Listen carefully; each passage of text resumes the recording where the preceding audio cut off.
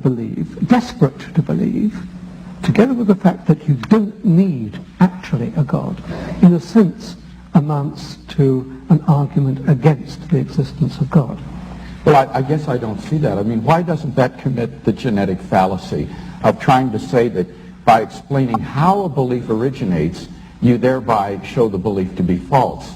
Even if it were true that belief in the existence of God were the product of fear and anxiety and so forth, which I don't for a minute admit, but even if it were, that's simply a genetic fallacy to say that because that's the way the belief originates, that therefore the belief is false. But that's only one half of the argument. I'm not saying that that alone is adequate, and I'm not saying that the fact that science can account for everything it alone is also adequate. But taken together, the fact that science is omnipotent, and the fact that I can understand why people like you desperately want to believe in God, that is an argument against the existence of God. But two fallacious arguments put together don't make a sound argument, right? They are, but do you deny that science cannot account for everything?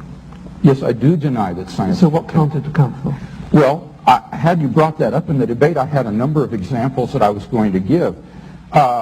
I think there are a good number of things that cannot be scientifically proven, but that we're all rational to accept. Let me list 5. Logical and mathematical truths cannot be proven by science. Science presupposes logic and math, so that to try to prove them by science would be arguing in a circle.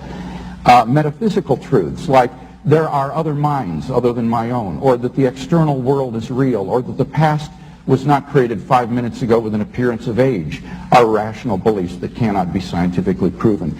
Ethical beliefs about statements of value are not accessible by the scientific method. You can't show by science whether the Nazi scientists in the camps did anything evil as opposed to the scientists in Western democracies. Aesthetic judgments, number 4, cannot be accessed by the scientific method because the beautiful, like the good, cannot be scientifically proven.